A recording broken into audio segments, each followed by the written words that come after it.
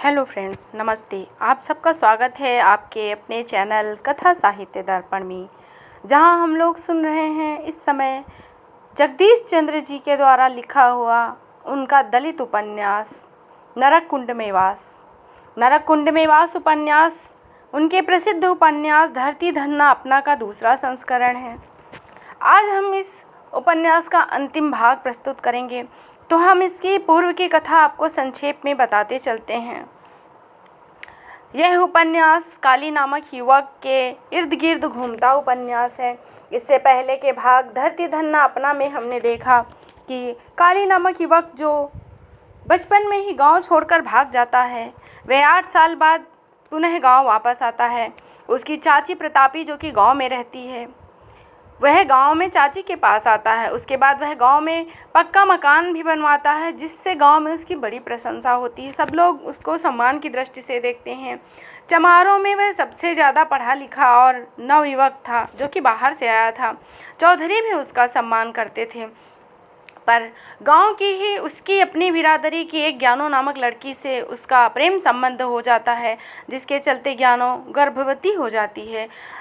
चमार बिरादरी में अनपढ़ता अशिक्षितता के कारण लोग जो है आपस की बिरादरी में शादी नहीं करते थे, जिस कारण काली को इस बात का ज्ञात हुआ और काली को गांव छोड़कर पुनः भागना पड़ा। और ज्ञानों के साथ तो और भी दर्दनाक हादसा होता है। उसके भाई मंगू और उसकी माँ के द्वारा ही उसको संखिया पिला दी जाती है। अक्सर निम्न वर्ग में या तब के समय में उच्च वर्ग में भी यही प्रथा थी कि यदि लड़की का पैर ऊंच नीच हो जाए तो उसको चुपचाप जहर दे दिया जाता था, और यह बात सभी लोग जानते थे और कोई किसी से नहीं पूछता था। काली ज्ञानों की मृत्यु का समाचार न जान सका और शहर भाग आया। सारा गांव काली का दुश्मन हो गया था। यदि काली गांव में मिल जाता तो उसको लोग मार मार के मार डालते।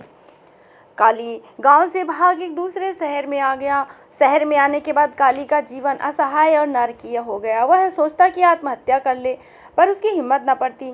शहर में भटकते भटकते भूखमरी और लाचारी से वह बहुत परेशान था। फिर धीरे धीरे कहीं भीख मांगकर, कहीं इधर उधर बैठकर वह अपना जीवन यापन करता। 1-2 बार उसको कई दोस्त भी बन गए, जिन्होंने उसको भोजन कराया। उसके बाद वह मंडी चला गया। मंडी में सामान ढुलाई का काम करते हैं, जहाँ रेढ़े पर जानवर की जगह इंसान ही जोते जाते हैं। काली ने वहाँ भी महीने 2 महीने काम किया, पर वहाँ भी जब उनके सारे साथी एकत्र हो गए तो फिर उसको वो काम छोड़ना पड़ा। उन्हीं में से एक उसका मित्र था, जो अपने चमड़े के कारखाने में काम करने वाले किसने नामक मित्र के माध्यम से काली को चमड़े के फैक्ट्री में काम दिलवा देता है। चमड़े की फैक्ट्री में काम करते करते काली के बहुत सारे मित्र हो गए। उस फैक्ट्री में काम करने वाले लोगों का जीवन नर्क से भी बदतर रहता था। जीते जी यदि नर्क भोगना है तो चमड़े की फैक्ट्री को देख लें। चारों तरफ बदबू, गंध, सड़ांध, कीड़े मकोड़े और किसी भी बेसिक सुविधा के अभाव में सब लोग वहाँ नरक से भी बदतर जीवन जीते हैं। जिस पानी को जानवर ना पिए, उस पानी में उनको हाथ पैर धोने और नहाना पड़ता है। काली ने यह सब देखा तो उसके अंदर बेचैनी आ गई। वह सोचता कि यहाँ बेसिक सुविधाएं तो होनी ही चाहिए। कम से कम जो खालों को सफाई का काम करते हैं, उनको प्लास्टिक के दस्ताने मिलने चाहिए, रबड़ के जो पूरी बाहों के हों, और जूते भी मिलने चाहिए। और एक ट्यूबवेल होना चाहिए जिससे ताज़ा पानी आए। उनको पीने के लिए ताज़ा पानी भी नहीं मिलता था। नहाना तो बड़ी दूर की बात है। पर सभी मजबूरी में वहाँ काम करते हैं। अगर कोई भी सुविधा की बात करता तो फोरमैन तुरंत गालियाँ देता। फोरमैन की गालियाँ उनकी ज़िंदगी की नियति बन गई थी। यदि किसी दिन फोरमैन गाली नहीं देता तो लोगों को बड़ा अजीब लगता। धीरे धीरे सब काम कर रहे थे। किसने के घर काली 1-2 बार हो भी आया था। इसी तरह सब 1-2 साल का काम चला। किसने के माध्यम से काली कारखाने में काम करने वाले नंजे चाचा के यहाँ भी गया, जो कि कारखाने में काम करते करते कुष्ठ का, खुजली और खाज का मरीज हो गया था। कारखाने में तेजाब छूने और कीकर के पानी से मिले हुए पानी में खाले धोने का काम हाथ और पैरों से करना पड़ता है, जिससे पूरे शरीर में उस पानी का असर हो जाता है। धीरे धीरे पूरे शरीर में खाज उत्पन्न हो जाता है। उसके बाद वही खाज कोढ़ का रूप ले लेती है। काली भी बहुत घबराता कि कहीं उसको भी यह बीमारी ना लग जाए।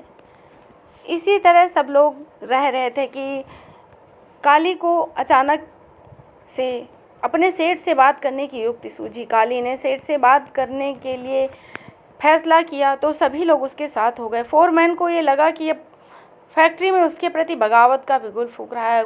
फोरमैन ने कुछ सोचते हुए काली को ध्यान से देखा, उसको बुलाया और उसको गौर से देखते हुए उससे पूछा कि क्या वह कुछ पढ़ा लिखा है। काली ने कहा, हाँ, उसने गांव में 4 जमातें पढ़ी हैं। 4 जमातें पढ़ी। यह बात सुन फोरमैन ने कहा, मुझे तुमको देखकर यही लगा था कि तुम कुछ तो पढ़े लिखे हो। फोरमैन ने एक राजनीतिक चाल चलकर काली को मुंशी बना दिया, एक अस्थायी मुंशी बना दिया, जिससे जिन लोगों की वह सुविधाओं की बात करता था अब वो उनकी बात ना करे। काली का मुंशी के पद पर प्रमोशन हो जाना उसके दोस्तों को अच्छा नहीं लगा। वे सब उससे ईर्ष्या रखने लगे। एक किसने ही था जो उसके प्रति हमदर्दी रखता था। पर धीरे धीरे जब काली का रोब कारखाने में बढ़ता गया तो किसने को भी उससे नफरत होने लगी।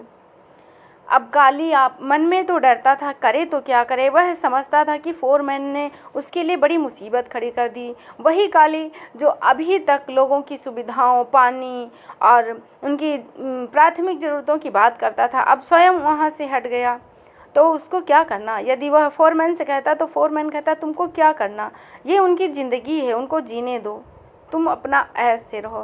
फोरमैन ने एक बहुत ही चतुर चाल के द्वारा काली को उनसे अलग कर दिया, क्योंकि फोरमैन ये जानता था कि यदि काली ही है जिसमें नेतृत्व की क्षमता है और वह लोगों के लिए मांगे उठा सकता है, बाकी सब माँ के खसम की तरह काम ही करते रहेंगे।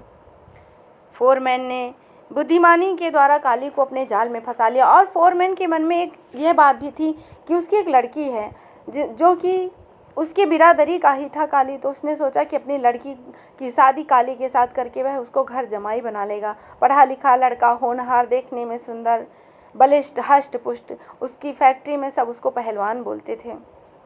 मन ही मन फोरमैन के मन में यह राजनीति चलने लगी। उसने काली को हर तरह की सुविधाएं दे दी, उसको अपने घर भी बुलाया। काली भी अपना काम बड़ी जिम्मेदारी के साथ पूर्ण करने लगा। वह समय से सारे काम करता, ताला बंद करता, सारी चीज़ें कॉपी पे लिख लेता, खालों की लदनी कराता, उनकी उतरवाई भी कराता। पर वह अपने साथ काम करने वाले लोगों से डरता रहता कि कहीं वह लोग उसके ऊपर हमला ना कर दे। उसको लगता कि मैं ही सारी चीज़ों की जड़ हूँ। उसको यह लगता कि कोई भी इच्छा से खाले धोने का काम नहीं करता और मेरी वजह से जिसको काम करना पड़ेगा वह मुझसे नफरत करेगा। काली को इस बात का दुख था, पर वह कर क्या सकता है। वह रात में चादर तानकर ज्ञानों को याद करते हुए सोता है। इसकी आगे की कथा हम देखते हैं और यह कथा इस उपन्यास की अंतिम सीरीज है। तो चलते हैं, और चलने से पहले आपसे अनुरोध करेंगे कि आप हमारे चैनल को सब्सक्राइब कर लें, अपने मित्रों में शेयर करें और यदि आपका कोई सुझाव है तो आप उसे ज़रूर बताएं। चलते हैं उपन्यास के अंतिम संस्करण पर। कच्ची खालों से लदे रेढ़े के पीछे नमक को बाएं हाथ से दबाए हुए काली ने कारखाने में प्रवेश किया। रेढ़ा रुक गया तो उसने दीवार की ओर इशारा किया। खालें टिका दी गई। रेढ़ा खालों को नीचे खींच रहा था। काली उंगलियों पर उनकी गिनती करता हुआ मुँह ही मुँह बुदबुदा रहा था। जब 32 खालें रेढ़े से उतर गई तो काली ने रेढ़े वाले को इशारा किया। पहुँच गई? अब आप जाओ, शाम को कमाया हुआ माल उठा लेना। मुनीम जी से बोल देना कि फोरमैन जी से बात कर मैं शाम को हिसाब दे जाऊंगा। रेढ़ा चला गया। गेट पर चरखा गिरा। उसे बंद कर काली दफ्तर में आ गया। उसने पजामे के नेफे में फंसाई हुई कॉपी बाहर निकाली और मेज पर रख उसको खोला और सुबह से लिखी गई लिखत पढ़त को ध्यान से देखा। उसने कॉपी बंद कर मेज की दराज में रख दी। भीमे, जिंदर, निहाले और बंसी को खिड़की से दलानों को पार खड़े देख काली को रात की घटनाएं याद आ गई। आधी रात को अच्छी तरह नींद न आने के कारण उसने जम्हाई ली और मन में एक थकावट का एहसास किया। उसने एक साथ ही जोर की जम्हाई ली और उसका शरीर झुंझुना गया। उनसे भयभीत होकर गहरी सोच में डूबा हुआ काली थोड़ी को दोनों हाथों से कुरेदने लगा, जैसे आधी रात की घटनाओं की गुत्थी सुलझाना चाहता हो। भीमे आदि को दलान की ओर आता देख वह दहल गया। काली लपक कर दफ्तर की ओर आ गया। ताला लगा गेट से बाहर निकल गया। काली ने हिसाब लगाया कि उन चारों के बाहर आ जाने के बाद कारखाने में कोई नहीं होगा और 32 खालें खुले में पड़ी हैं। रात की घटनाएं उसने एक बार फिर याद की और सहम गया। वे गली में आगे बढ़ने लगे तो काली और घबरा गया। अपने बाईं ओर मुड़ दूसरी गली में जा घुसा और पेशाब करने के बहाने दीवार से सटकर खड़ा हो गया। काली ने खड़े खड़े पीठ द्वार पर टेक दी और सोचने लगा, मुंशी बनकर कितनी मुसीबतों में फंस गया। उसने एक साथ अपने ऊपर बहुत सारा दबाव महसूस किया। उससे केवल इतना ही लाभ समझ में आया कि वह कच्ची खालों को नमक चूने के पानी से धोने से बच गया। बाकी उसका उससे कोई फ़ायदा नहीं हुआ। उल्टा करके उसने पाँव की फुंसियों को देखा, वे सूख रही थी। उससे टीस के बजाय मीठी मीठी खुजली होने लगी। हानि का अंदाज़ा लगा, उसकी आंखें फट गई।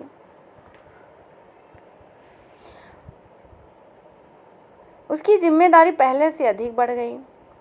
उसका काम अन्य लोगों से 1-1.5 घंटे पहले शुरू हो जाता है और कारखाना बंद होने के बाद भी 1-1.5 घंटे तक जारी रहता है। फोरमैन भी सारा दिन उसकी दौड़ लगवाए रहता है। फोरमैन के लिए बाजार से बढ़िया तंबाकू लाने से लेकर कच्ची खालें, नमक, चूना, कीकर, छीलन, सेवा, रस्सी, खुरपी, तेजाब सभी की खरीद फरोख्त उसी के जिम्मेदारी पर थी और ऊपर से एक एक पैसे का हिसाब किताब भी रखना पड़ता था। काली इसी उधेड़ बुन में फंसा और चुपचाप चला जा रहा था कि पदचापों को सुन वह परेशान हो गया और दफ्तर का दरवाज़ा खोल अंदर घुस गया। गेट का चरखा घुमाने की आवाज़ से उसका दिल दहल उठा। उसकी सांस रुक गई।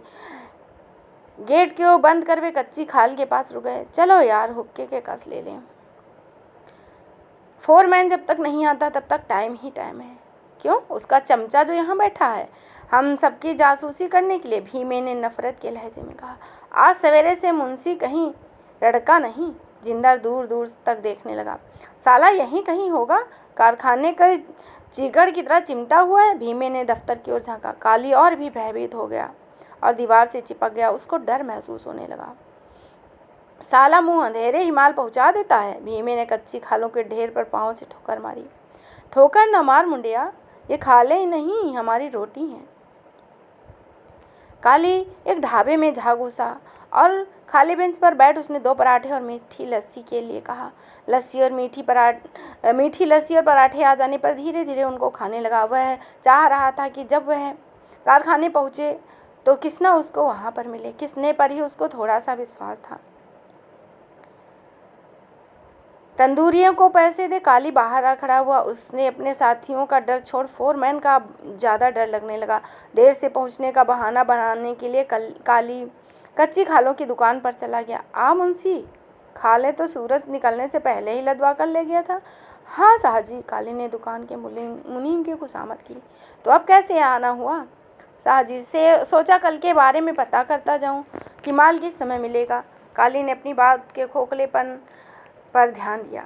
हमारा माल तो तड़के ही पहुंच जाता है, जब चाहे आके ले जाना। मुनीम हंसा। रोज का ही धंधा है। छोटी केतली में चाय लिए दुकान के अंदर प्रवेश करते हुए लड़के को देख मुनीम ने बोला, कितनी चाय लाए हो? इसमें 2 चाय हैं। लड़के ने केतली की ओर देखा। दोनों दे जा। एक चाय साथ वाली दुकान की है, वहाँ बाद में दे देना। व्यापार का असूल है कि हाथ आया गाहक कभी नहीं छोड़ना चाहिए, मुनीम ने लड़के को समझाया। लड़के ने दूसरे हाथ की उंगली में पिरोए 2 कप में चाय उड़ेल दी। खाली कपों को बाद में ले जाना। मुनीम ने लड़के को दुकान से बाहर जाने का इशारा किया। ले चाय पी। मुनीम ने काली की ओर कप का संकेत किया। साहजी, ज़रूरत तो नहीं थी, अभी लस्सी पीकर आया था। देख, लस्सी मत पिया कर, इस मंडी का जलवायु बहुत कच्चा है, यहाँ चाय पीना ठीक है, मुनीम ने समझाया। काली मन ही मन बहुत प्रसन्न हुआ। इस शहर में पहली बार किसी ने उसे चाय के साथ आदर सत्कार भी किया।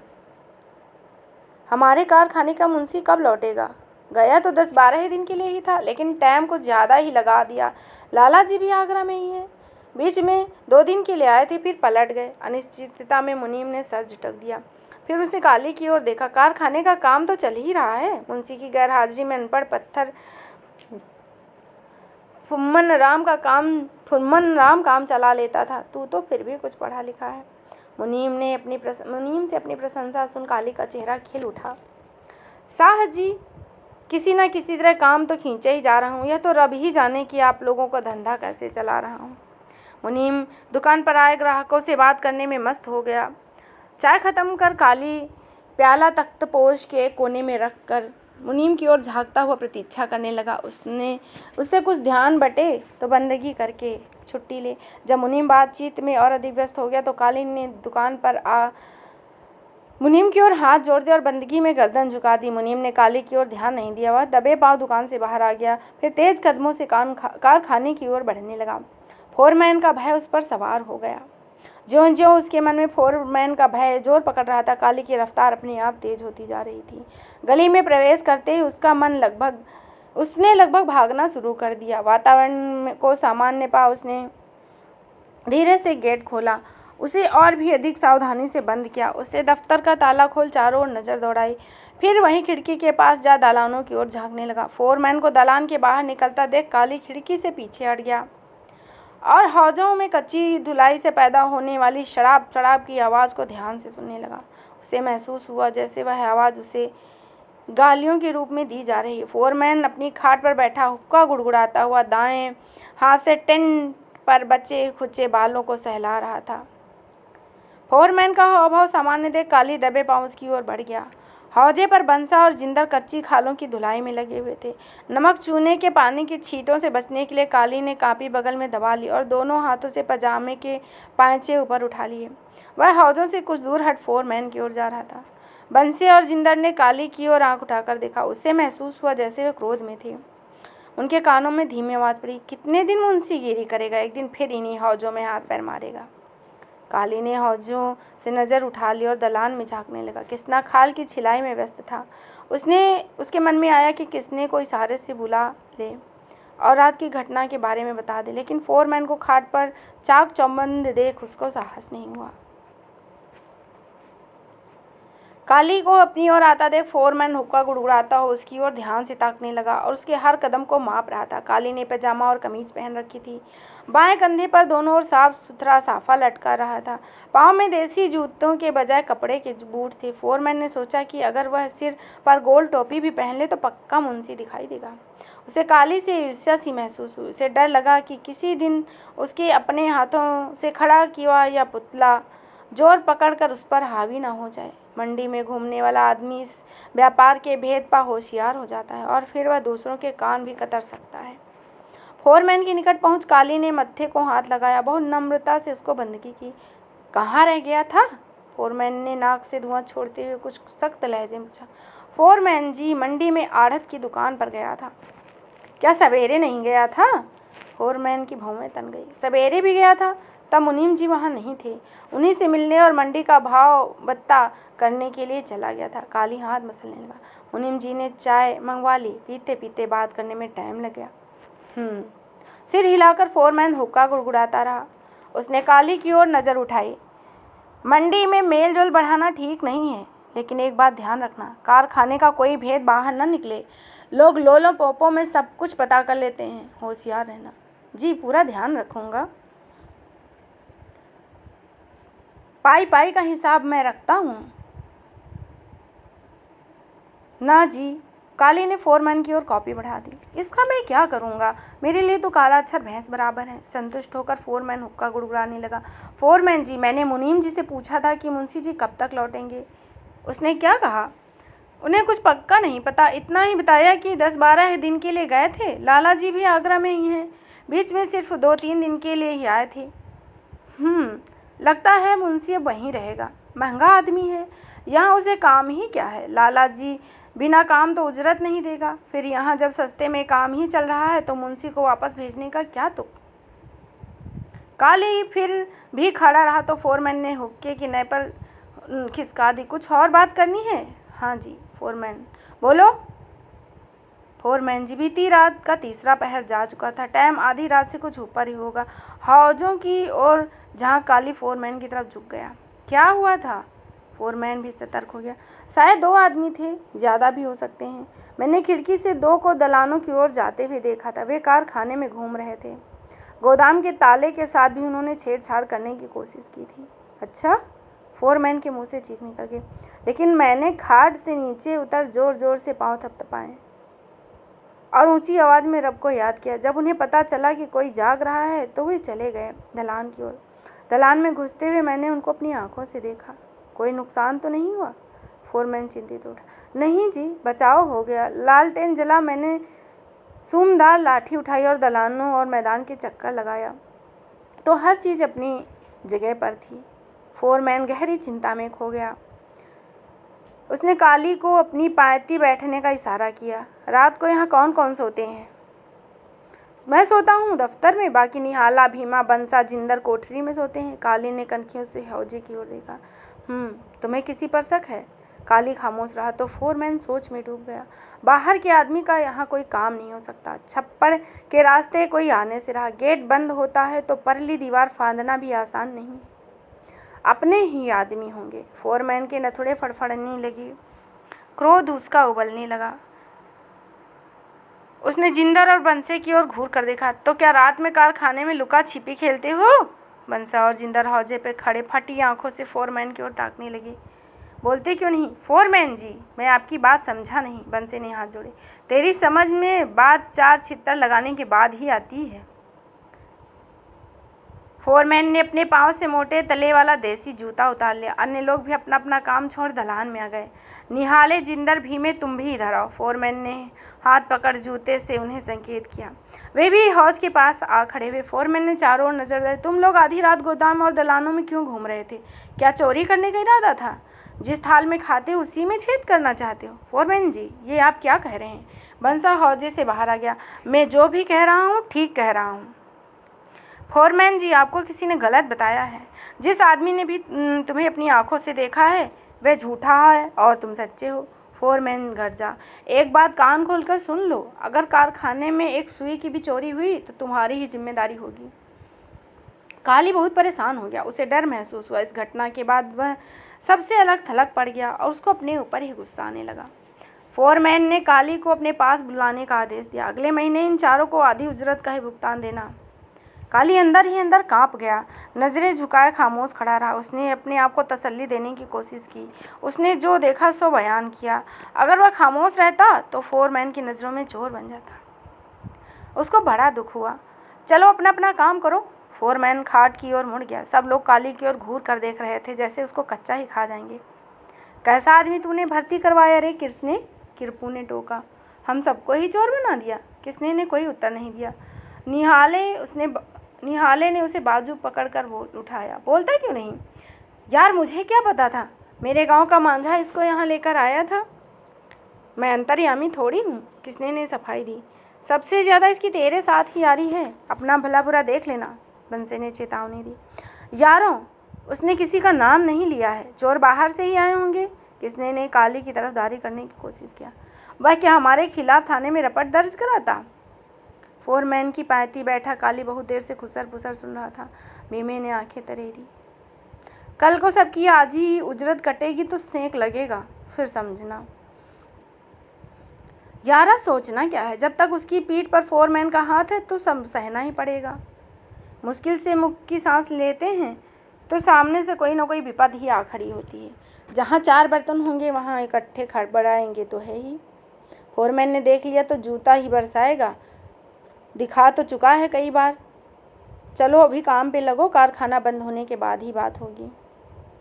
काली दलान और हौजों के बीच खाली स्थान पर खड़ा सोच रहा था कि वह क्या करे।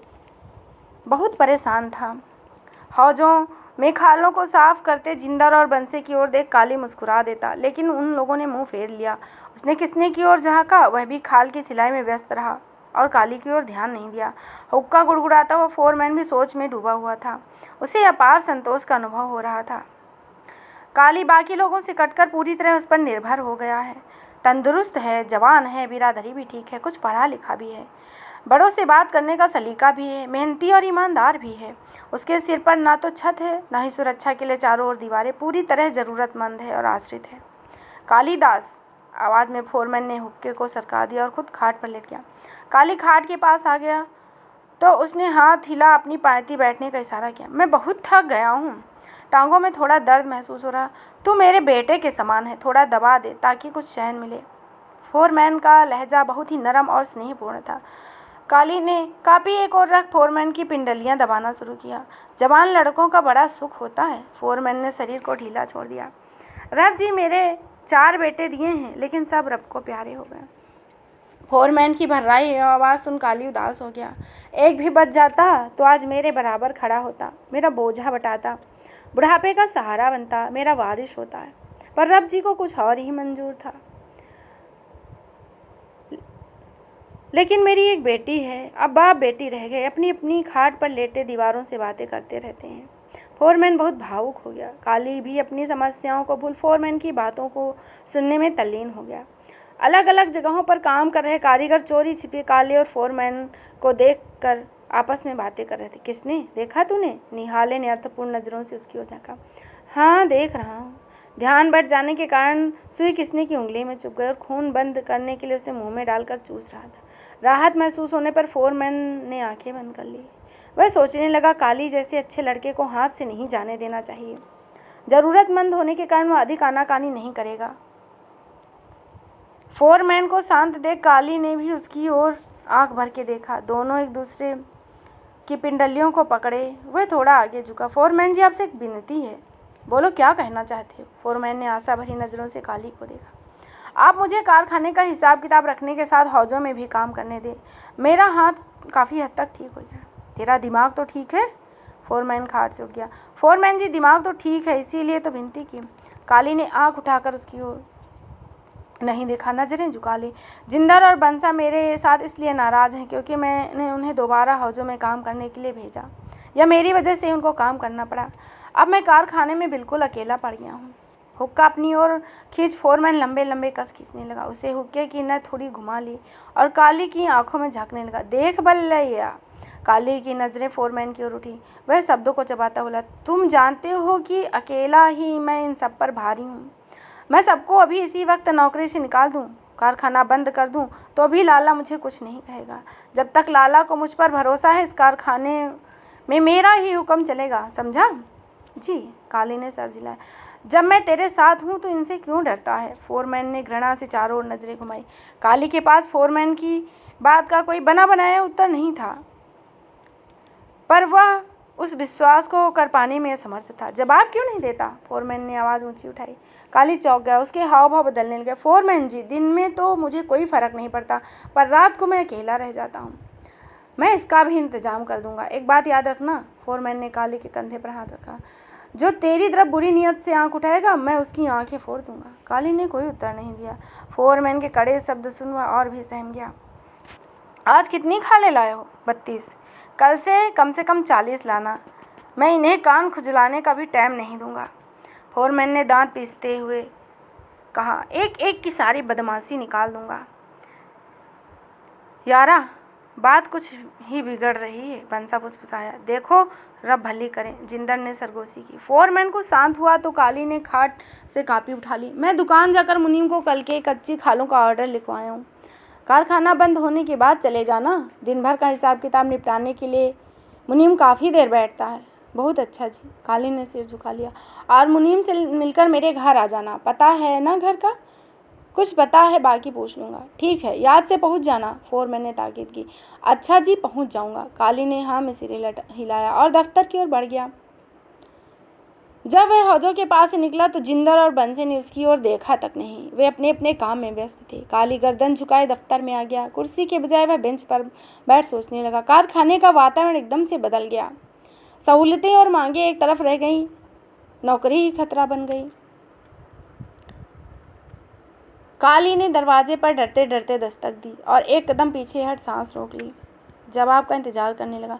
दरवाजे के पीछे से किसी मर्द के खांसने की आवाज़ आ रही थी और खांसी में कभी कभी ठक ठक की ध्वनि भी शामिल हो जाती, जैसे लकड़ी को ज़मीन में गाड़ने के लिए उसको हथौड़े की चोट मारी जा रही है। काली कोई उत्तर नहीं पाकर घबरा गया। उसने सोचा शायद वह गलत जगह आ गया, लेकिन मोहल्ले का जो व्यक्ति उसे यहाँ पहुँचा गया वह फोरमैन को अच्छी तरह जानता है। काली ने हौसला करके कुछ ज़्यादा जोर से दस्तक दी और 2 हाथ पीछे हट इंतजार करने लगा। काशी और ठोका ठोकी की आवाज़ बंद हो चुकी थी और दरवाजे के पीछे बिल्कुल खामोशी छा गई। काली के कानों में ठप ठप की आवाज़ पड़ी, जैसे कोई पैर थपथपाता हुआ पक्की सीढ़ी उतर रहा। जब ठप ठप की आवाज़ नज़दीक आ गई तो काली ने लपक कर एक बार फिर जोर से दस्तक दी और 3 कदम पीछे हट गया। दरवाजे के पीछे से खखाड़ने की आवाज़ सुन वह सतर्क हो गया। सांकल उतारने की ध्वनि काली की सांस जैसे रोक देती है। उससे गली में खड़े खड़े ही अपने आप को समेट लिया। दरवाजे के पट खुले तो काली के सामने फोरमैन था। उसने कमर के गिर्रे पर सिर्फ कपड़ा लपेट रखा था, बाकी तन नंगा था। उसके पेट पर फैले फालतू मांस को नीचे झुक साफे पैर गठिया कर छिपा लिया था। मत्था टेकता हूँ। काली फोरमैन की ओर झुकी। खुश रहो। फोरमैन ने दरवाजे पे खड़े खड़े ही आशीर्वाद दिया। तुम कब आए? थोड़ी देर हुई। तूने दरवाजे पर दस्तक दी होती। दस्तक तो 2-3 बार दी, शायद अंदर सुनाई नहीं दी होगी। अच्छा। फोरमैन चकित रह गया। अंदर आओ। फोरमैन के पीछे पीछे काली आंगन में आ गया। फोरमैन ने आवाज़ दी, भोली, ओ भोली। रसोई के दरवाजे में एक लड़की नमूदार हुई। वहाँ धुआं अधिक और रोशनी कम होने के कारण काली उसकी शकल और सूरत नहीं देख सका। तू कहाँ थी? काली ने 3 बार दस्तक दी, लेकिन तूने ध्यान नहीं दिया, दरवाजा तक नहीं खोला। भैया, दरवाज़ा खटखटाने की आवाज़ सुनी तो थी, लेकिन समझ नहीं पाई। मैंने सोचा कोई पड़ोसी का दरवाज़ा खटखटा रहा। झल्ली कहीं की। अपने दरवाजे पे कोई दस्तक दे तो पड़ोसियों की समझती है। ना भैया, मेरे साथ कई बार ऐसा हो चुका है। दस्तक पड़ोसियों के घर होती है और दरवाज़ा मैं खोल देती हूँ। चल झल्ली, फोरमैन ने प्यार से डांटा। भैया, दरवाज़ा खुला देख कुत्ते अंदर आ जाते हैं, इसीलिए मैं जल्दी बंद कर देती हूँ। पूरे घर में दंदनाते हुए चारों ओर सूंघते दौड़ते हैं। मैं घर में काम करूँ या उनको सोटा घुमाती फिरूँ? जा अपना काम कर, झल्ली कहेंगी। फोरमैन ने प्यार से झिड़का। नाम की ही भोली नहीं, सचमुच की भोली है, एकदम सीधी सादी और निश्चल। बोली रसोई में वापस चली गई। फोरमैन काली की ओर आकर्षित हुआ। सुन, घर ढूंढने में दिक्कत तो नहीं हुई? नहीं जी, गली तक तो आराम चैन से पहुंच गया। काली को अपनी प्रशंसा सुन फोरमैन प्रसन्न हो गया। क्या कोई आज से रहता हूँ इस मोहल्ले में? जब से आया हूँ आस पास सब ही प्लॉट खाली थे, कहीं कोई कोठा नहीं था। अब यह घर ऐसा नहीं है, बस यहाँ एक कोठा था, अब वैसी भैंस बंधी है। फोरमैन ने गर्दन पीछे घुमा दी। भैंस का जिक्र सुन काली के को ताजे गोबर और पेशाब की बदबू आने लगी। वह आंगन में चारों ओर देखने लगा। उसकी नज़र एक कोने के कीले पर टिक गई। जब तूने दरवाजे पर पहले ही दस्तक दी होगी तो उस समय शायद मैं कीला ठोक रहा था। फोरमैन ने अंदाजा लगाया। हाँ जी, बाहर गली में भी ठक ठक की आवाज़ सुनाई दे रही थी। असल में मैं इस केले से भैंस को बांधता हूँ। मिट्टी नरम हो जाने से वो दूसरे चौथे दिन कीला उखाड़ कर कट्टू के पास चली जाती है। ताज़ा ताज़ा सुई है ना, कट्टू से बहुत मोह करती है और सारा दूध वह पी लेता है। फोरमैन और काली कुछ क्षण खामोश रहे। फिर अचानक जैसे याद आ गया, वह हड़बड़ाया। मैं तो बातों बातों में पूछना ही भूल गया, लस्सी पानी का बोले, मीठी डाल के या नमकीन? ना जी, मैं खा पी के चला था, अभी प्यास नहीं है। काली ने इनकार में हाथ खड़े कर दिए। नहीं नहीं, शर्माने की कोई ज़रूरत नहीं है, इसे अपना ही घर समझो। फोरमैन ने आग्रह किया। ना जी, ज़रूरत होती तो मैं मांग के पी लेता। काली ने अपनापन जताया। चलो तेरी मर्जी, 1 मिनट लगेगा। फोरमैन ने काली की ओर आंख में झांका और उसकी ओर पंखा बढ़ा दिया। 2 मिनट आराम कर लो, तब तक मैं पिंडे पे पानी डाल दूँ, गर्मी सता रही। फोरमैन रसोई घर के हैंडपैप के पास चला गया। हैंडल ऊपर नीचे हिलाता हुआ बाल्टी भरने लगा। काली गर्दन घुमाकर चारों ओर देखता रहा। घर का आंगन काफ़ी खुला था। लंबे लंबे दालान और एक और रसोई घर था। दूसरी ओर भैंस का कोठा था। उसके साथ ही एक और छोटा कोठा भी था जिसमें भूसा भरा हुआ था। काली की नज़रें रसोई घर की ओर उड़ गई। आंगन का दरवाज़ा आंगन में खुलता था, खिड़की नहीं थी। अंदर आग जलने से धुआं उठ रहा था और हवा के झोंके के साथ दरवाजे से बाहर भी फैल रहा था। रसोई में धुआं भरा होने के कारण लालटेन की फीकी रोशनी और भी मध्यम दिखाई दे रही थी। पानी की बाल्टी भर जाने पर फोरमैन उसके सामने बैठ गया और लोहे के डिब्बे में अपने सिर और शरीर पर पानी डालने लगा। क्षमा करिएगा। अपने शरीर को मल रहा था और चपड़ चपड़ की अजीब सी आवाज़ पैदा कर रहा था। काली को फोरमैन से ईर्ष्या होने लगी। हैंडपैप के ताज़े और ठंडे पानी से नहाता है खुद, जबकि सब छब्बड़ के पानी में हाथ पैर धोते हैं। उन्हें 100 जतन करने के बाद भी हफ्ते 10 दिन में एक आध बार ही ताज़े पानी से नहाने का मौका मिलता है। काली ने फैसला किया कि वह इस बारे में घर जाने से पहले उससे बात ज़रूर करेगा। फोरमैन ने नहाकर कमर के गिर्द लपेटा कपड़ा और तन पर फतूही पहन ली।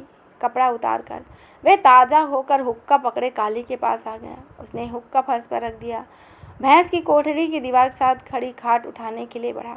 फोरमैन जी, आप बैठो, मैं खाट उठा लाता हूँ। ना भाई, रब का नाम ले, तू तो हमारा मेहमान है। मेहमान से कोई काम नहीं लेता। मेहमान से काम कराकर नरक का भागीदार थोड़ी बनना है। फोरमैन ने काली को मना किया। खाट उठा ली और उसके बराबर बिछा दी और उसे आलथी पालथी मारकर बैठते हुए फोरमैन हुक्का गुड़गुड़ाने लगा।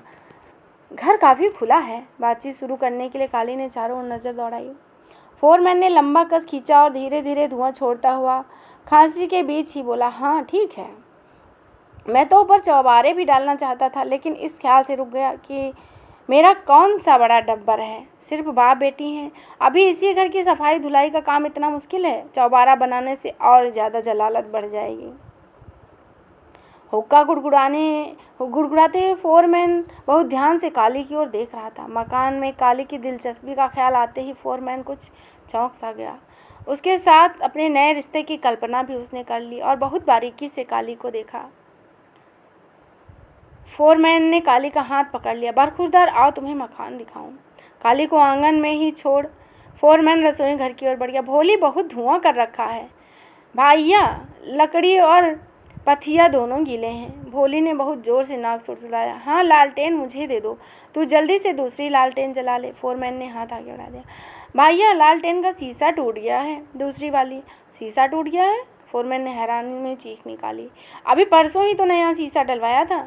भैया, दो बिल्लियां आपस में लड़ते लड़ते लालटेन पर आ गिरी और उसे भी नीचे गिरा दिया, शीशा टूट गया। भोली ने नाक को और भी जोर से सुड़कते हुए बताया। रब का शुक्र कर कि तेरे ऊपर नहीं गिरी, नहीं कोई हाथ पैर भी टूट जाता तो पता नहीं क्या होता। फोरमैन ने कटाक्ष किया। शीशा टूट गया था तो मुझे बता देती, दुकान से ले आता। भैया, तूने बात की तो मुझे याद आया, पहले तो मुझे याद नहीं था। भोली, तू सचमुच बहुत झल्ली है। फोरमैन खिन्न हो उठा। लालटेन मुझे दे, तू दिया जला ले। लालटेन ले जा, मैं काम चला लूँगी। भोली ने लालटेन फोरमैन की ओर बढ़ा दी। लालटेन उठाए हुए फोरमैन काली के पास आ गया। बरखुरदार, आओ तुम्हें मकान दिखा दूँ। काली एकदम उठा और लठ की तरह सीधा खड़ा हो गया। लालटेन की पीली रोशनी में फोरमैन को काली बहुत सुंदर और तंदुरुस्त लगा। कुछ क्षण वह मंत्रमुग्ध हो गया। काली को वह एक और ही रूप में देखने लगा था। वे दालान में घुस गए। वह काफ़ी कुशादा था। काली को उसकी पूरी लंबाई बताने के लिए फोरमैन को लालटेन को आगे पीछे लहराने लगे ताकि रोशनी दोनों ओर की दीवारों तक फैल सके। दालान के एक और नवारी पलंग बिछा हुआ था। उसमें थोड़े फासले पर एक बड़ी सुतली चारपाई रखी थी। एक खुली अलमारी में चीनी और शीशे के कुछ बर्तन सजाए गए थे। एक कोने में आटा पीसने की चक्की थी, बहुत लंबे समय से जो इस्तेमाल में नहीं आ रही थी, तो उसके ऊपर बोरी बिछाकर और सामान रख दिया गया था।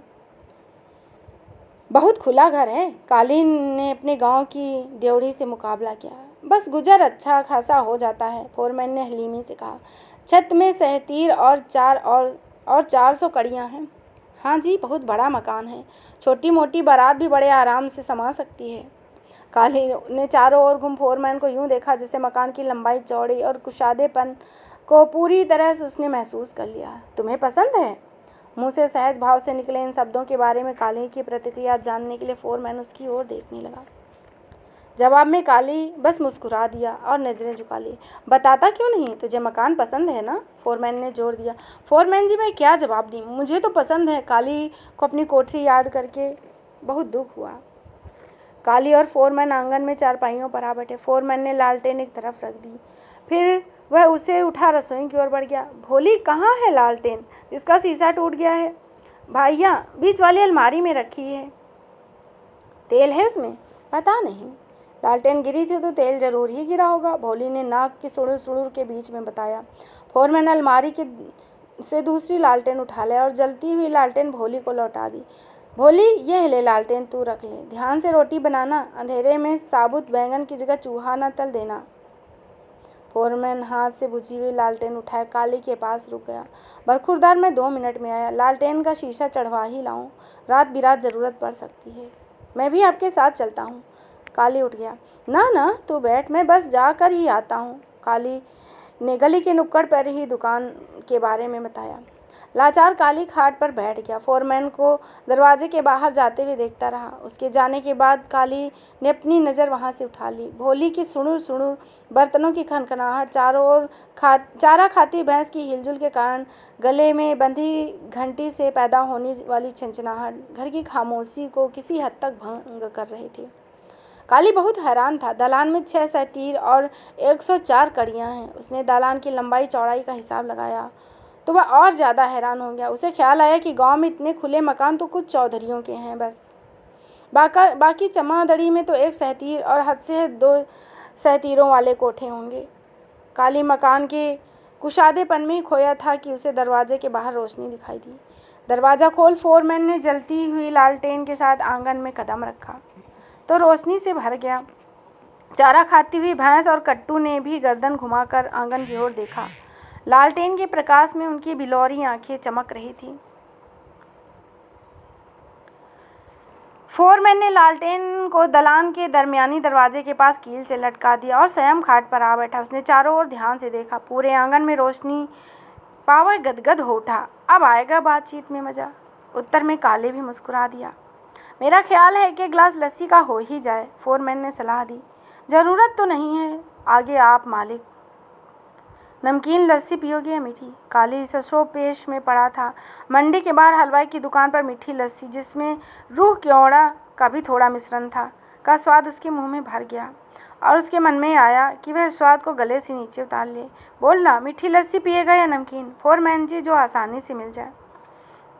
मुझे कोई बाजार तो जाना नहीं, घर पे लस्सी भी है, शक्कर और नमक भी है। नमक जल्दी घुल जाता है, शक्कर घोलने में थोड़ा टाइम लगता है। आप लस्सी और शक्कर यहाँ ले आओ, मैं खुद ही घोल लूँगा, काली ने पेशकश की। भोली जो है, फोरमैन ने काली को झिड़क दिया, जैसे उसने उसका अपमान कर दिया हो। फोरमैन ने गर्दन घुमाकर आवाज़ दी, भोली? कुछ ही क्षण बाद भोली रसोई के दरवाजे पर नमूदार हुई। हाँ भाइया। पुत्रे, 2 गिलास में लस्सी बना दो मीठी। अच्छा भाइया। भोली रसोई में पलट गई। ठहर पुत्रा, मीठी लस्सी कमंडल में बनाना, साथ में खाली गिलास दे देना, फोरमैन ने ताकीद की। और लस्सी में शक्कर ज़्यादा हो जाए तो उससे और लस्सी या पानी मिला मिठास को मर्जी के मुताबिक किया जा सके। अच्छा भैया, भोली ने रसोई के अंदर से उत्तर दिया। फोरमैन खाट पर आराम से बैठ हुक्का गुड़गुड़ाने लगा। काली ने भी शरीर को ढीला छोड़ दिया। थोड़ी देर बाद भोली ने आवाज़ दी, भैया लस्सी ले जाना। पुत्रा, यहीं दे जा, मैं आराम से बैठा हूँ, उठने में आधा दिन लगा दूंगा। फोरमैन खाट पर और ज़्यादा पसर गया। मैं ले आता हूँ। काली सीधा बैठ गया। तू ले आ, फोरमैन ने खाट पर पूरी तरह लेटते हुए कहा। काली रसोई घर की ओर लपक गया और दरवाजे पर जा खड़ा हुआ। फर्श पर पड़े कमंडल को उठाने के लिए भोली नीचे झुकी और फिर काली के सामने आ खड़ी हुई। भोली का चेहरा चेचक के दागों से भरा हुआ था। एक आंख भी चेचक ने खा ली थी। भोली के नथुनों से मवाद बहकर उसके ऊपरी होंठ पर टिका हुआ था और आंखों से बहता पानी गालों तक फैला हुआ था। काली को देख भोली ने जोर से नाक सुड़सुड़ाया और मवाद को नथुनों के अंदर खींच लिया। भोली ने 2 गिलास और लस्सी का कमंडल काली के हाथ में थमा दिया। सारा सामान दोनों हाथों में पकड़े हुए और फोरमैन के पास आ गया। काली बहुत परेशान था। रब लोगों के साथ कैसी कैसी ज्यादतियाँ करता है। दोनों गिलासों में लस्सी उड़ेल कर अपनी खाट पर आकर वह बैठ गया। इसी तरह सब बातें करते रहे। फोरमैन ने हुक्का गुड़गुड़ाना छोड़ दिया और सीधा बैठ गया। काली ने कपकपी सी छिड़ गई। फोरमैन ने हुक्का गुड़गुड़ाना छोड़ दिया। उसने काली की ओर ध्यान से देखा, हिला जुला कर अपना मुंह बिल्कुल उसके मुंह के सामने लिया। बरखुरदार, तुम्हारे गांव का क्या नाम है? फोरमैन के सवाल से काली के शरीर में सनसनी फैल गई, घबराहट फैल गई। बंसी और किसने ने तुम्हारे गांव का नाम बताया तो था, लेकिन मेरे दिमाग से उतर गया। तो क्या अपने गांव का नाम भूल गया? फोरमैन हंसा। बलगगड़ा, काली ने एकदम कहा। फोरमैन के मन में उसके प्रति शंका पैदा ना हो इसलिए। हाँ हाँ ठीक है, याद आ गया, काफ़ी दूर है। हाँ, एक चाची थी, उसकी भी मौत हो गई। कच्चा कोठा था, उसे भी चौकी ढा ने खा लिया। अब हमारा वहाँ कुछ भी नहीं है, ना ही कोई नामो निशान है। अरे न जी, ये न समझो जड़ कट गई। मैं ही एक बचा हूँ।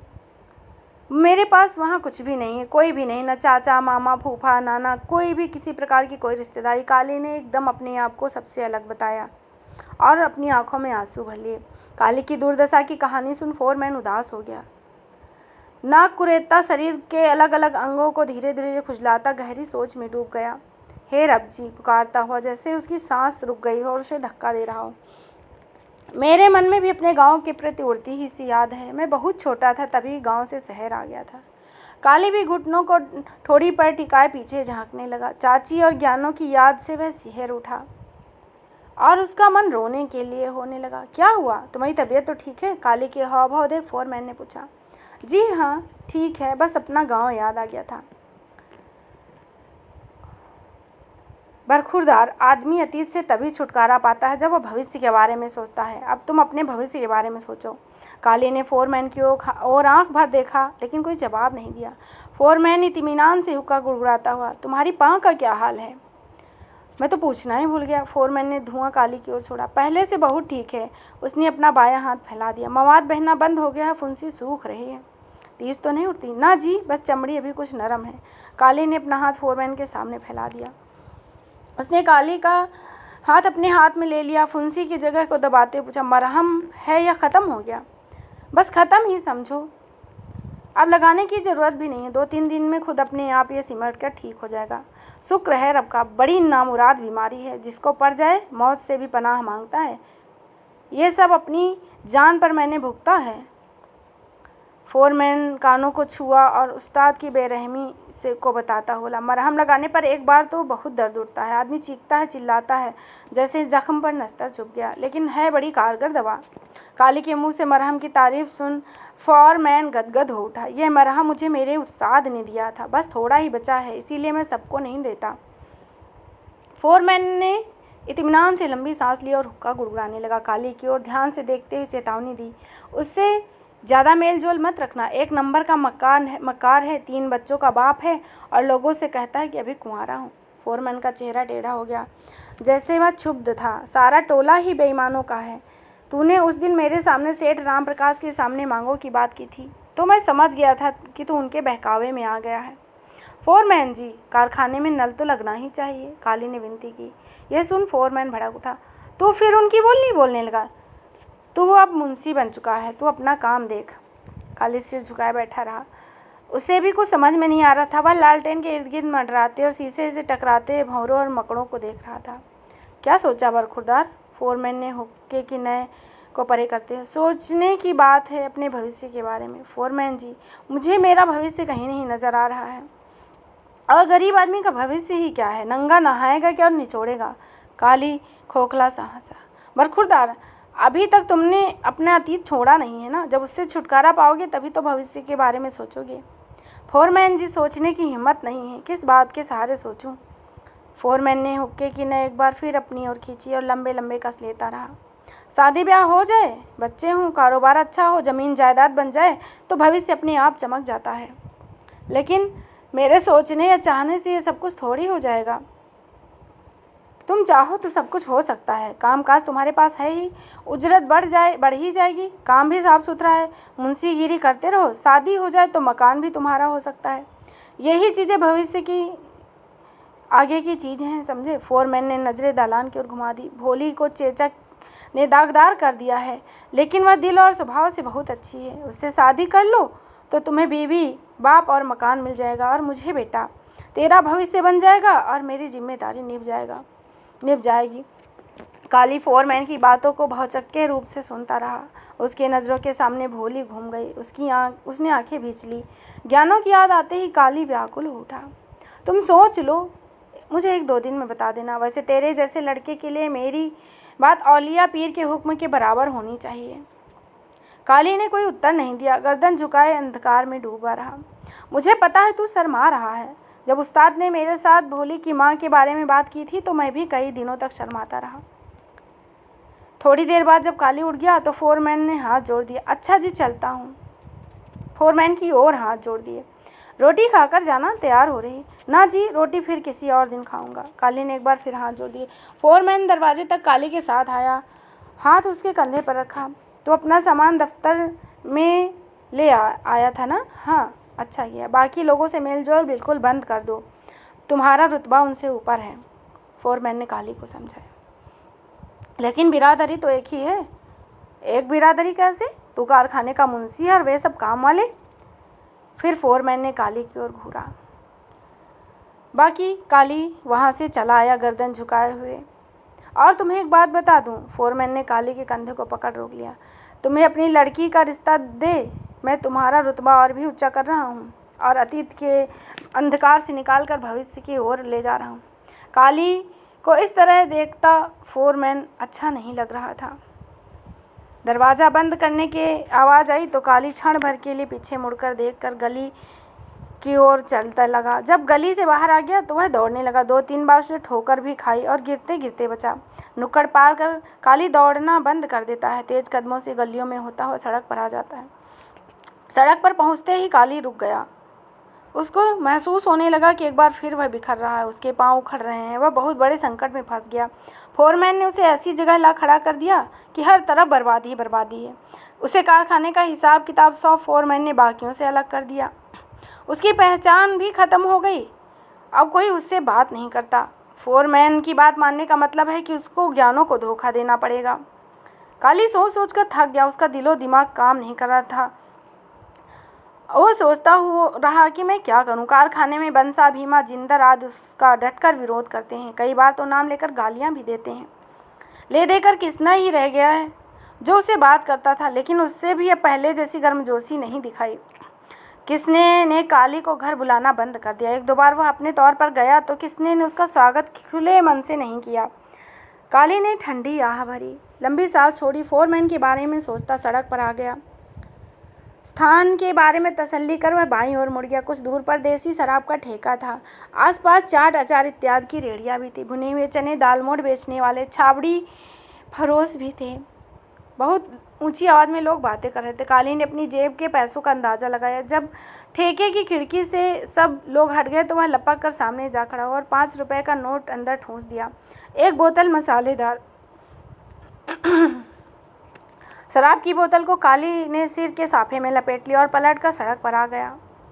फिर वह हलवाई की दुकान पर गया और 1 सेर लड्डू खरीदे, क्योंकि किसने के बच्चे उसे लड्डू वाले चाचा के नाम से ही जानते थे। मोहल्ले की बड़ी गली में प्रवेश न कर उसे गला घोटू धुएं का ख्याल आया और उसने बंधे हुए पशुओं के थानों की कीलों का वह गली में इस तरह आगे बढ़ा था जैसे उसके पाँव इस तरह उस पूरी गली से परिचित थे। काली पसोपेश में फंसा खटके के सामने खड़ा था। कोठे के दरवाजे में किसने की पत्नी रखी नमूदार हुई। अंधेरे में वह काली को तुरंत पहचान नहीं सकी, क्योंकि लालटेन की चिमनी स्याह पड़ जाने से रोशनी कम थी। रखी कुछ घबरा गई। कल्लू को आवाज़ देने लगी। कल्लू की ओर से कोई उत्तर नहीं मिला तो उसने बच्चों को पुकारा, ए निक्किए निक्किए। बच्चे शोर मचाते हुए एक दूसरे के पीछे भागते अपनी माँ के पास आ गए। क्या बात है बीबी, रोटी बन गई? बना रही हूँ। पहले देखो खटके में कौन खड़ा है। पता नहीं तुम्हारा कल्लू चाचा कहाँ चला गया। रखी ने खटके की ओर इशारा किया। रखी ने छोटा सा घूंघट निकाले और खटके की ओर बढ़ती हुई बोली, आप बाहर क्यों खड़े हैं? जब बच्चों ने पहचान लिया तो काली को अंदर बुलाया। अरे ये तो मीठे के कीड़े हैं। काली ने जब बच्चों को लड्डू दिया तो रखी ने कहा, पहले अपने चाचा को बैठने दो। रखी ने छोटू निक्कू को बाहों से पीछे पकड़ लिया। ना ना, इन्हें खेलने दो। काली ने आंख भर रखी की ओर देखा और भोली की याद आते ही उसका मुंह घृणा से भर गया। दोनों बच्चे काली के दाएं बाएं खड़े शोर मचा रहे थे, लेकिन काली नहीं चाहता था कि वह सबके सामने साफे से लड्डू निकाल कर दे, क्योंकि उसमें दारू की बोतल भी थी। अच्छा तुम लोग पहले मेरे लिए पानी लाओ, फिर मिठाई मिलेगी। काली ने साफा बगल से निकाल गोद में रख लिया। मैं लाती हूँ पानी। रखी कोठे की ओर बढ़ गई। अच्छा तुम दोनों मेरी तरफ पीट करके खड़े हो जाओ, आँख बंद करके। काली ने दोनों के कंधे पकड़ उन्हें घुमा दिया और ऊंची आवाज़ में बोला, आंखें बंद।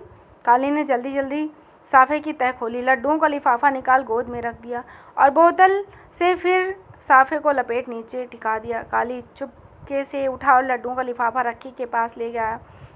यह ले बच्चों को खिला देना। आप जब भी आते हैं यह तकलीफ ज़रूर करते हैं। इनका बाप तो कभी लड्डू खिलाता नहीं, चाचा आदत बिगाड़ रहा है।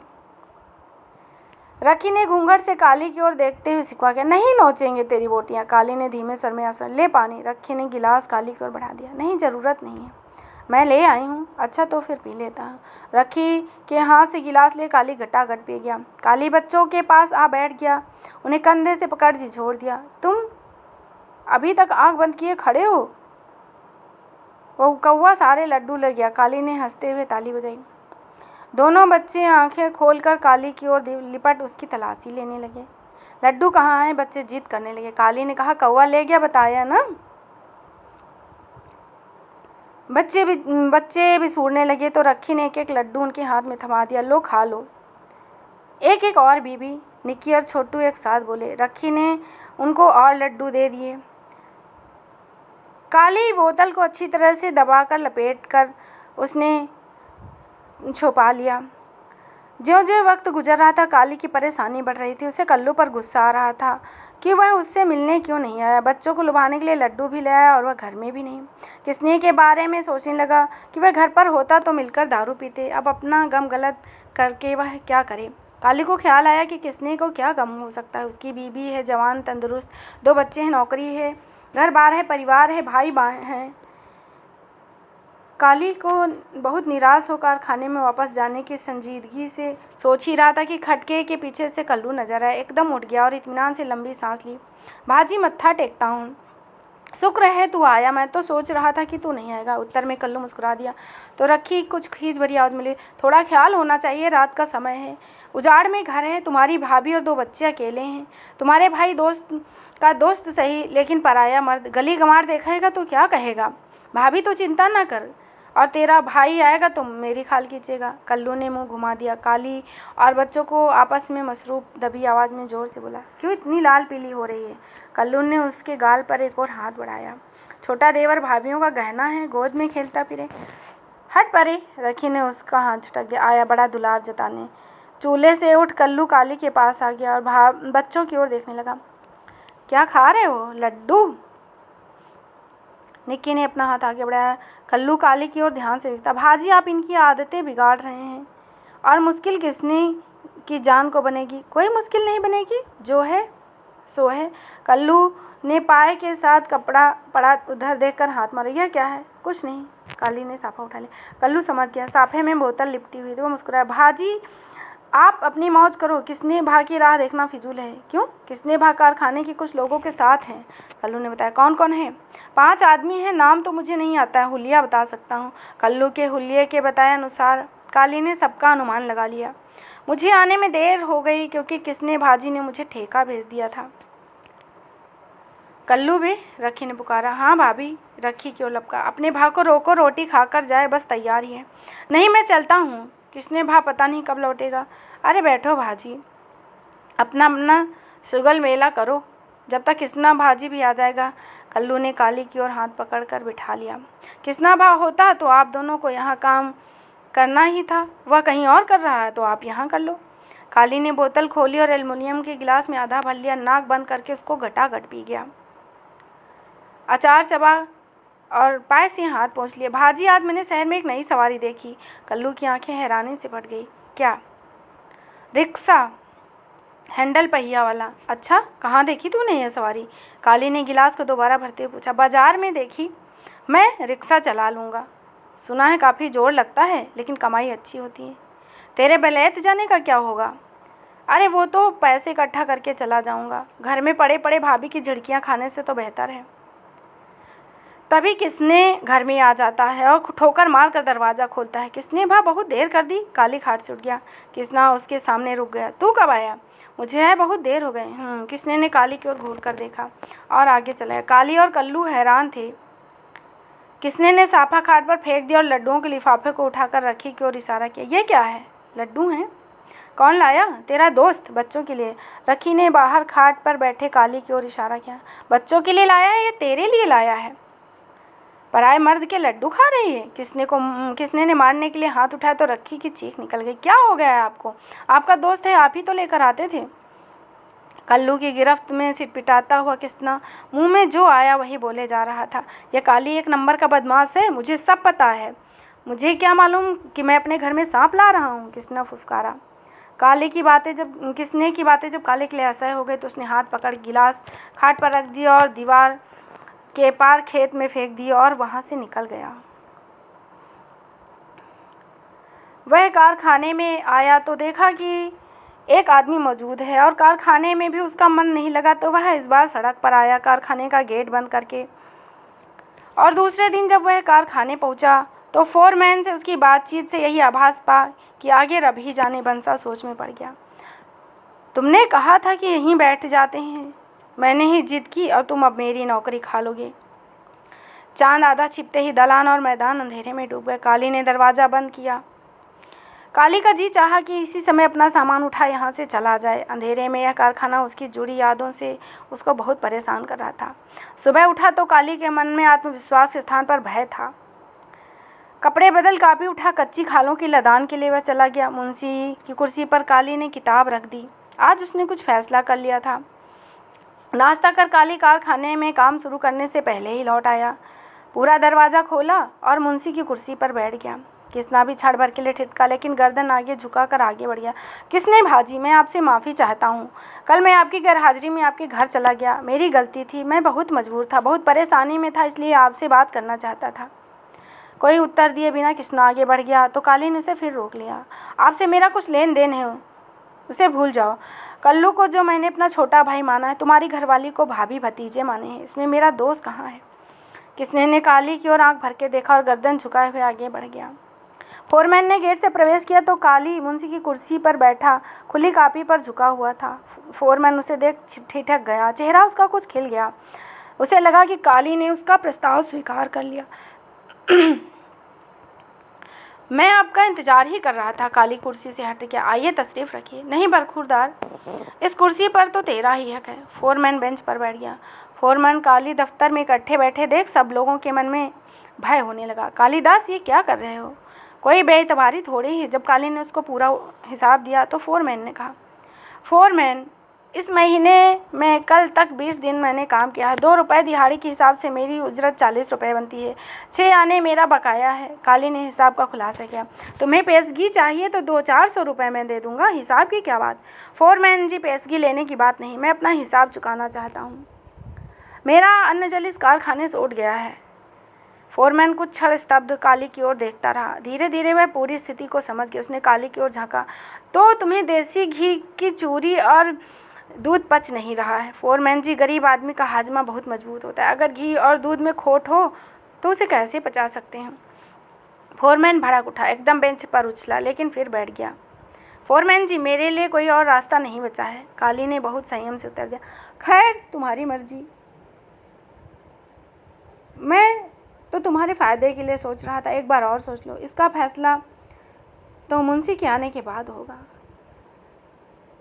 तेरी सब बातें ठीक होगी। तेरे कायदे के मुताबिक उजरत हर महीने की 10 तारीख को मिलती है। अगले महीने 10 तारीख को आना और अपना हिसाब कर लेना। फोरमैन ने फैसला सुना दिया। आपकी मर्जी। निराश हो काली वहाँ से चला गया। दफ्तर से फोरमैन और काली एक दूसरे के आगे पीछे निकले, लेकिन वे विपरीत दिशाओं में बढ़ गए। कारीगरों के हौज और दलानों में खड़ा देख फोरमैन भड़क उठा। ओए अपनी माँ के खस्मों, कुत्ते के पुत्रों, क्या तमाशा देख रहे हो? अपना अपना काम करो। अपनी खाट पर बैठे हुए फोरमैन को महसूस हुआ अपने कारिंदों पर उसकी दोबारा गिरफ्त मजबूत हो गई है। काली सीधा सेठ राम प्रकाश के दफ्तर पहुंचा, पर वहां उसे वह नहीं मिले। वह उनके घर भी गया, पर वहां भी उससे कोई बातचीत नहीं हुई। काली बहुत निराश था। उसकी समझ में नहीं आ रहा था वह क्या करे। वह फिटनगंज मंडी में अपने पुराने साथियों के पास चला जाए, ऐसा सोचा, पर किसने का ख्याल आते ही वह सहम गया। लाख वह सच्चा दोस्त हो, लेकिन लोग उसकी बात पर विश्वास नहीं करेंगे। दिन चढ़ने के साथ साथ सड़क पर लोगों का आना जाना अधिक हो रहा था और साथ ही काली की परेशानी बढ़ रही थी। काली गहरी पसोपेश में फंसा हुआ बेयकीनी की दलदल से बाहर निकलने की जितनी भी कोशिश करता, उतना और ज़्यादा धंस जाता। सड़क के किनारे एक तांगा रुका तो उसमें बैठी एक सवारी ने पहले सरसरी तौर पर उसको देखा। काली की हालत तो यह हो गई थी कि उसके लिए कुछ सोच पाना असंभव था। आँखें के सामने रोशनी से फटने लगी। तंग आकर काली ने आंखें मूंद ली और पेड़ के तने के सहारे निढाल सा होकर लेट गया। जब उस सवारी ने उसको बहुत ध्यान से देखा तो अधलेटी मुद्रा में वह देखने लगा। काली को उसको देखकर बहुत डर लगा। लगता तो वही है। उस सवारी ने उसको बड़े ध्यान से देखा और उसका नाम था नंद सिंह। नंद सिंह बुदबुदाया और तांगे में बैठे बैठे उसने काली को आवाज़ दी। हल्का सा ऊँघ रहा काली अचानक आवाज़ सुनकर चौंक गया। वह सोचने लगा शायद किसी ने उसको ही पुकारा है। आंखें फाड़ कर वह चारों ओर देखने लगा। किसने आवाज़ दी है? अच्छा, तो वही है। काली को अच्छी तरह पहचान कर नंद सिंह की आवाज़ निकल गई चीख के रूप में। उसने तांगे वाले को आवाज़ दी, भाई रोक दो, मुझे यहीं उतार दो। नंद सिंह की सब्र का बांध टूट गया और 200 कदम पर तो अड्डा है। सब्र से बैठा रहा। तांगे वाले ने कहा, नहीं नहीं, मुझे यहीं उतरना है। हाँ जी। उसने उसको पैसे देकर वहाँ पर आ गए। घर से भगोड़ा है? एक सवारी ने पूछा। हाँ जी, 1 साल से ऊपर हो गया। आज पहली बार नज़र आया है यह आदमी। नंद सिंह ने तांगे की बाँक से नीचे छलांग लगा दी। क्यों? पायदान के पास 2 सवारियाँ फंस कर बैठी थी। इससे ज़्यादा ही जल्दी है। कोचवान ने दो फाड़ हुई चादर को हवा में लहराते हुए देखा। कोचवान के पैसे दे नंद सिंह पेड़ की ओर लपक गया। वह उसके नज़दीक पहुंचा तो काली ने उसे पहचान लिया। उसकी सांस रुक गई, आंखों के सामने अंधेरा छा गया। दहशत के मारे काली को कपकपी छिड़ गई, उसकी घिघी बंद गई। उसकी समझ में नहीं आ रहा था वह करे क्या। डर के मारे काली की आंखें फैल गई, चेहरा पीला पड़ गया, हाथ पैर कांप रहे थे, जबान जैसे गूंगी हो गई। उत्तर में सिर्फ वो अपना सर हिला सका। काली तू मरा नहीं? नंद सिंह के होंठ एक बार फिर चीख के रूप में बदल जाते हैं। काली कुछ नहीं बोला। तू जिंदा है ना? काली ने अपना हाथ उसके शरीर पर रगड़ा ताकि उसको महसूस कर सके। काली ने जोर जोर से सिर हिलाया। हाँ चाचा, शुक्र है रब का, गांव वालों ने तुझे मार दिया है। गांव में यही खबर है कि तू मर चुका है। काली, गांव वालों ने तो मुझे मरा हुआ समझ रखा है। एक बार खबर फैली थी कि तूने पड़ोसी पंडेरी के बाहर जोहड़ के किनारे अंधे कुएं में कूदकर जान दे दी है। फिर खबर आई कि लाश तो किसी एक भिखमंगे की थी। फिर दोबारा तुम्हारी लाश सड़ौला रेलवे स्टेशन के पास मिली, ऐसी खबर फैली। जब काली के होश दुरुस्त हो गए और चेतना पूरी तरह लौट आई तो गांव को लेकर उसके मन में ढेर सारे सवाल पैदा हो गए। सबसे पहला और बड़ा सवाल ज्ञानों के बारे में था, लेकिन उसे यह जुबान पर नहीं ला सकता था। काली इतना भावुक हो गया, उसकी आंखों से टप टप आंसू गिरने लगे। तू कब से यहाँ है? चाचा, जब से गांव छोड़ा यहीं पर हूँ। बहुत कठिनाई से काली के मुंह से ये निकला। काली को जैसे कुछ याद आया। उसने अपना माथा नंद सिंह के पाँव में रख दिया। चाचा, मत्था टेकता हूँ, मुझे माफ़ करना, मेरी अकल पर पत्थर पड़ गए हैं, सोचने की शक्ति खत्म हो गई है। नंद सिंह ने काली की ठोड़ी को धीरे से पकड़ ऊपर उठाया। मेरी इधर सहजन ही नज़र पड़ गई। तुम्हें देखा, हुलिया देखा तो तुम्हारी याद आ गई। चाची, पाशो और छोटू का क्या हाल है? सब ठीक है। चाची तेरी बीमार ठीमार रहने लगी है। होना क्या है, उम्र की शिकायत है। दो सवाल जो काली के होंठ पर आते पर वह उन्हें पूछ नहीं पाता। वह आंख भर नंद सिंह की ओर देखता, लेकिन पूछने की हिम्मत नहीं जुटाता। ताए फत्तू का क्या हाल है? ताई तो रब को प्यारी हो गई। तेरे गांव छोड़ने के थोड़े दिन बाद ही वह बीमार तो थी ही। कुछ देर दोनों खामोश रहे। फिर काली नंद सिंह की आंखों में झांकने लगा। चाचा, मेरे कोठा के क्या हाल है? ठीक ही होगी। उस पर मंगू ने कब्जा कर लिया है। सर्दी में अपनी भैंस बांधता है, भूसा चारा भी वहीं रखता है। चमादड़ी का लकड़ बग्घा जो ठहरा, जो जी में आए करे, कोई रोकने टोकने वाला नहीं। नंद सिंह ने मासूमियत से पूछा। चाचा, ज्ञानू? काली के होंठ अटक गए। तुम्हें नहीं पता? नंद सिंह ने बड़े हैरानी से पूछा। ना चाचा, काली ने इनकार में दाएं बाएं सिर। अच्छा, गांव में तो खबर फैली थी कि तुम ज्ञानों की चिता के पास रोते हुए देखे गए। ज्ञानों की चिता? काली के मुंह से चीख निकल गई। हाँ काली, ज्ञानों मर गई, बल्कि उसे मार दिया गया। कहते हैं उसकी माँ ने उसे संखिया खिला दिया। उसके पेट में नाजायज औलाद थी। नंद सिंह ने घूर कर काली की ओर देखा। उसने अपना मुंह साफे में छिपा लिया और सिसकियां भरता बहुत देर तक रोता रहा। नंद सिंह पहले तो खामोश बैठा रहा, लेकिन जब काली की सिसकियां हिचकियों में बदल गई तो उसने हौसला देने के लिए उसके हाथ पर सिर रखा। धीरज रखो, रब को यही मंजूर था तो क्या हो सकता है। काली की हिचकियां फिर भी जारी रही। नंद सिंह उसे समझाने लगा। काली, हर आदमी को एक न एक दिन मरना है, पर मौत कैसी होगी ये रब के हाथ में है। धीरे धीरे काली की हिचकियां बंद हो गई। उसे महसूस होने लगा कि सब रिश्ते टूट गए हैं, कहीं ना कहीं से कुछ लगाव नहीं है। शरीर में कंपकपी लगने लगी, पाँव में लग्जस और जुबान में लुफ़नत छा गई है। यहाँ तू कैसे बैठा है? तेरा घर कहाँ है? नंद सिंह की बात सुन काली उसकी ओर फटी फटी निगाहों से देखने लगा। वह पागलों की तरह बात करने लगा। ये सब अपने ही घर हैं, जिसका कोई घर नहीं होता उसके सारे घर होते हैं। काली की बात सुन नंद सिंह परेशान हो गया। उसने काली से कुछ नहीं कहा, एकटक उसकी ओर देखता रहा। उससे लिपट काली बिलख बिलख कर रोने लगा। नंद सिंह कुछ समय तक उसके सिर पर हाथ फेरता रहा, उसके बालों को सहलाता रहा, पुचकारता रहा, दिलासा देता रहा। जब राह चलते लोग काली को बिलख बिलख रोता देखने लगे तो नंद सिंह भड़क उठा। क्यों, पागल हो गया है? सयाना बन, तेरा ब्याह हुआ होता तो आधा दर्जन बच्चे होते। क्या हो गया है इसे? एक राहगीर ने काली की ओर इशारा किया। भाजी, कुछ हुआ नहीं है, घर से भाग कर आया था, साल भर बाद आज मिला है। नंद सिंह ने बताया। क्या रिश्तेदार है? हाँ, मेरा भतीजा है।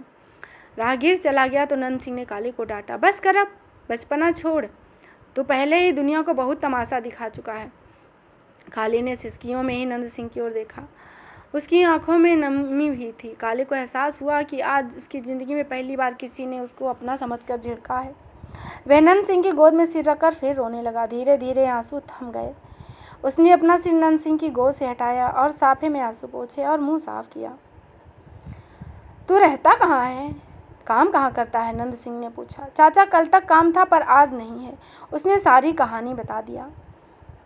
आज मेरे पास कुछ नहीं है, जैसा गांव से भाग कर आया था उसी तरह हूँ। ना काका, तेरा सब कुछ है, मैं जो हूँ। नंद सिंह ने काली के सिर पर हाथ रखा और सहलाने लगा। अब वह बात नहीं है, मैंने भी गांव छोड़ दिया है। क्यों? गांव में जब कुछ हो जाए तो कसूर गरीब आदमी का ही होता है, सजा भी उसे ही दी जाती है। तूने कसूर किया, तुझे गांव छोड़ना पड़ा क्योंकि तू गरीब था, अपना कसूर संभाल नहीं सकता था। नंद सिंह बहुत उदास हो गया। लेकिन चाचा, तूने गांव क्यों छोड़ा? क्योंकि मैं भी गरीब था, कसूर बड़े आदमी ने किया, अपनी ज़िंदगी और इज्जत बचाने के लिए मुझे गाँव छोड़ना पड़ा। अब यहाँ कब कहाँ रहते हैं? काली ने डरते पूछा। यहाँ से 6-7 कोस अड्डा है, सड़क किनारे, गांव से परे। अड्डे पर दुकानें हैं, वहीं जूते सीता हूँ, रिहाइश भी वहाँ बना ली है। काली खामोश होकर सोच में डूब गया। तो नंद सिंह ने पूछा, तेरा सामान कहाँ है? काली ने छोटे से बिस्तर और संदूची की ओर इशारा किया।